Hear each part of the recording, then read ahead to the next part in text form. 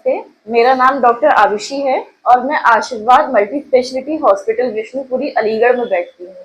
मैं एक पल्मोनोलॉजिस्ट हूँ और मैंने अपनी MBBS MD ANU और सीनियर रेसिडेंसी एम्स दिल्ली से करी है।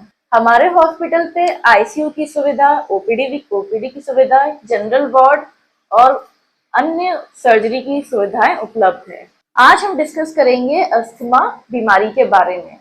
तो अस्थमा होता क्या है? अस्थमा हमारी बॉडी की नॉर्मल रिस्पॉन्स की वजह से होता है, जिसको कहते हैं एलर्जी।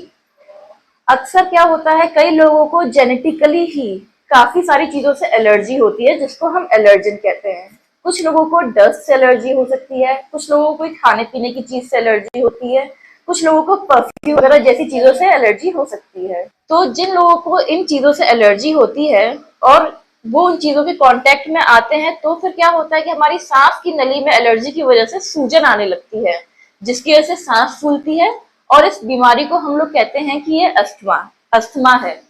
अक्सर लोगों में अस्थमा को लेकर काफी डर होता है कि बहुत बड़ी बीमारी है और ये कभी भी सही नहीं हो सकती है। हालांकि ये सच नहीं है। अस्थमा एलर्जी की वजह से हो सकता है और इसको हम इजीली कंट्रोल कर सकते हैं। किन किन चीजों से एलर्जी है, कि आपको डस्ट से एलर्जी है, कि परफ्यूम से एलर्जी है या किसी और चीज से एलर्जी है। जब आपको एक आइडिया लग जाएगा कि आपको किस चीज से एलर्जी है, फिर आपको उस चीज से बच के रहना है। जब तक आप अपने एलर्जन के कांटेक्ट में नहीं आएंगे, तब तक आपकी सांस नहीं फूलेगी। अक्सर लोगों की सांस जो फूलती है और अस्थमा जो बढ़ जाता है, वो मौसम बदलने से, क्योंकि कुछ मौसम में हवा में कुछ कण, जिन्हें हम पॉलेंस बोलते हैं, वो आ जाते हैं। उसकी वजह से लोगों की सांस ज्यादा बढ़ जाती है। तो इस समय पे आपको क्या करना है, अपने नजदीकी पल्मोनोलॉजिस्ट को दिखाना है और वो आपका ट्रीटमेंट उसी के बेसिस पे एडजस्ट करेंगे जब तक वो पॉलन का सीजन चल रहा है। हम अक्सर अस्थमा के ट्रीटमेंट में इनहेलर्स का यूज करते हैं। अब इनहेलर्स को लेके काफी लोगों में डर बैठा हुआ है कि इनहेलर्स की हमें आदत पड़ जाती है या जिंदगी भर इनहेलर्स छूट नहीं सकते हैं। तो ये बिल्कुल गलत धारणा है। इनहेलर की खुद से कभी भी आदत नहीं पड़ती है। अस्थमा जो बीमारी होती है वो एलर्जी की वजह से होती है और एलर्जी इंसान के खून मतलब DNA में होता है। आपको किस चीज से एलर्जी है ये आपके DNA में ऑलरेडी है, ये चीज जेनेटिक होती है।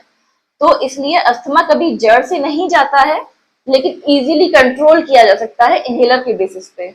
आपको इनहेलर की आदत नहीं पड़ती है, आपको बस परसिस्टेंट एलर्जी है जो सप्रेस करने के लिए आपको इनहेलर की जरूरत पड़ेगी। तो जो भी आपके पल्मोनोलॉजिस्ट आपको इनहेलर एडवाइस कर रहे हैं, कृपया करके वो लेते रहें। और जब भी अगर आप सोच रहे हैं कि आपको डोज कम कर सकते हैं या फिर आपको इनहेलर से आराम है और आप अपनी डोज कम करना चाहते हैं इनहेलर की, तो अपने पल्मोनोलॉजिस्ट से जरूर मिलें। अस्थमा के बचाव के लिए क्या क्या कर सकते हैं, उससे रिलेटेड बातें करेंगे। अस्थमा के बचाव के लिए आपको बेसिकली अपने एलर्जन से बच के रहना है। जिससे भी आपको एलर्जी है वो चीज अवॉइड करें। अगर आपको धूल मिट्टी से एलर्जी है तो फिर आप कुछ प्रिकॉशंस ले सकते हैं, जैसे अपने कमरे में एयर प्योरीफायर लगवाना। अगर आपका ज्यादातर काम इंडोर्स होता है या अगर आप ऑफिस में काम करते हैं तो अपने ऑफिस में एयर प्योरीफायर लगाना। जब आप कहीं बाहर निकलते हैं तो N95 मास्क पहन के बाहर निकलना। या फिर अगर आपका कोई ऐसा काम है जो आप अवॉइड नहीं कर सकते और वो डस्ट से रिलेटेड है, अगर आपको डस्ट से एलर्जी है, तो आप एडवांस में अपनी एलर्जी की गोली खा सकते हैं अपने डॉक्टर से परामर्श करके। बच्चों में अस्थमा ज्यादातर देखा गया है कि जो बच्चों में अस्थमा होता है उसमें ज्यादातर बच्चों को 18 साल की एज तक पहुंचते पहुंचते खुद ब खुद एलर्जी या अस्थमा सही हो जाता है।